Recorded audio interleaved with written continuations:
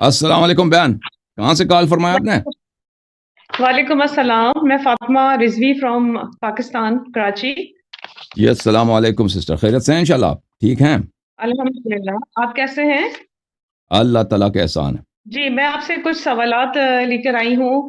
ایک تو سب سے پہلے کہ میں جو ہوں سنگل پیرنٹس ہوں، I am single parents, I move my family alone. جی تو جی مجھے یہ چیز سوچ کر اس چیز کا کانشیس رہتی ہوں کہ محرم نامحرم جو ہمارے یہاں کہا جاتا ہے کہ آپ نامحرم سے تو بات بھی نہیں کر سکتے ہیں ہنس کے، اور یا جیسے بھی۔ تو میری تو زندگی میں زیادہ تر جو ہے وہ معاملات جو ہیں وہ گھر سے نکلنے کے بعد سارے جینٹس ہی ٹکراتے ہیں، چاہے وہ سبزی والے ہوں، فروٹ ہوں والے ہوں، میری جاب ہو، میرے بچوں کا ایجوکیشن ہے، جو بھی ہے وٹ ایور۔ تو جی جی ایسی عورتوں کے لیے کیا حکم ہے؟ مطلب وہ جہنمی ہے یا وہ واجب نہیں نہیں القتل ہے؟ نہیں نہیں نہیں۔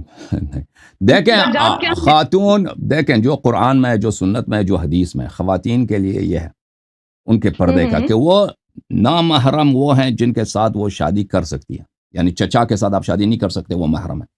بھتیجا آپ کا محرم ہے۔ جن لوگوں کے ساتھ شادی ہو سکتی ہے وہ نامحرم ہے۔ جن کے ساتھ شادی آپ کا ناممکن ہے، مثلا آپ کا بیٹا ہے، آپ کے والد صاحب ہیں، ماموں صاحب ہیں، جن سے شادی نہیں ہو سکتی، یہ محرم ہے۔ جو لوگ نامحرم ہیں ان سے آپ نے بال چھپانے، چہرہ چھپانا واجب نہیں ہے۔ ہاتھ جہاں تک آپ کڑیاں پہنتی ہیں، وہ ایریا جہاں پہ کڑی ظاہر ہوتی ہے وہ بھی چھپانا اس کا ضروری نہیں ہے۔ اس کے علاوہ وہ چھپانا ضروری ہے۔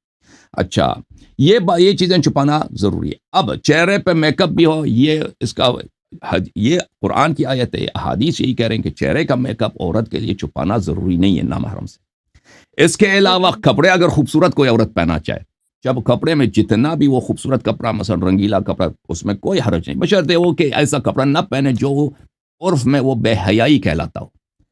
بے حیائی والے، مثلا کپڑا اس نے وہ ایسا پہنا کہ اس میں ہے ہی بے حیائی، مثلا ایسے اس کے جسم کے اعضاء ظاہر ہو رہے ہیں، گرچہ کپڑا پہنا اس نے لیکن جسم کے اعضاء ظاہر ہو رہے ہیں، جو عرف میں اس کو بے حیائی کہا جاتا ہے، تو یہ پہنا حرام ہے۔ اس کے علاوہ یہ جائز ہے عورت کے لیے۔ اس کے علاوہ جو چیز عورت کے لیے جائز نہیں ہے، کسی نامحرم کے لیے خوشبو لگانا۔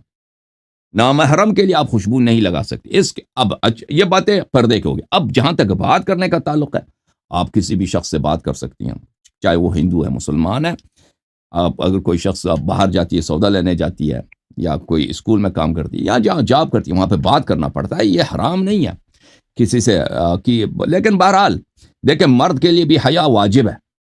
حیا ایک ایسا باؤنڈری ہے کہ اس کا تعین انسان کا ضمیر، انسان کا وجدان، آپ کے کانشنس کرے گی، ٹھیک ہے نا۔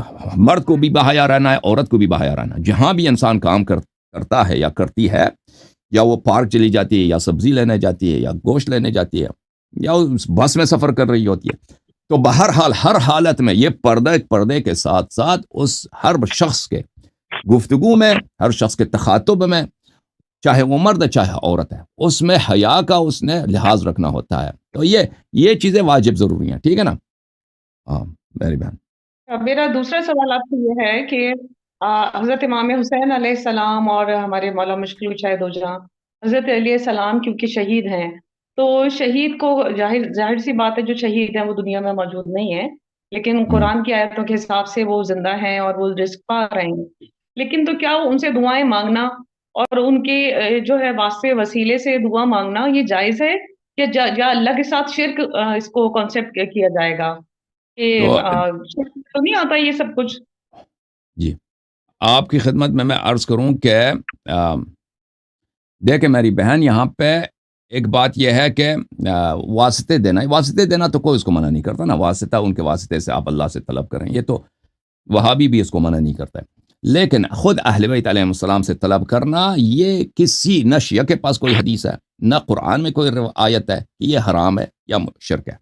تو جو لوگ اس کو شرک قرار دیتے ہیں، یہ خلیل احمد صاحب سے ہماری گفتگو ہو چکی ہے ایک دو دفعہ، ان کے علماء نے کہا کہ یہ نہ کوئی آیت ہے، نہ کوئی کچھ بھی نہیں ہے، قرآن کے صرف غلط ترجمہ ہے کہ اللہ کے سوا کسی کو پکارو گے تو شرک ہے۔ تو یہ غلط ترجمہ ہے۔ اور قرآن کی آیت یہ ہے، قرآن کے اللہ کے علاوہ کسی اور کی عبادت کرو گے تو شرک ہے، ٹھیک ہے نا۔ تو لذا یہ اس کو سمجھنے کی ضرورت ہے۔ دوسری بات یہ ہے میری بہن کہ ہمارے اہل بیت علیہ السلام کے احادیث، روایات، زیارات میں یہ بات بہت کثرت سے آپ کو ملتا ہے کہ آپ نے اہل بیت علیہ السلام سے آپ نے کیا کرنا ہے؟ ان سے اپنے حاجات طلب کرنا یہ مستحب ہے.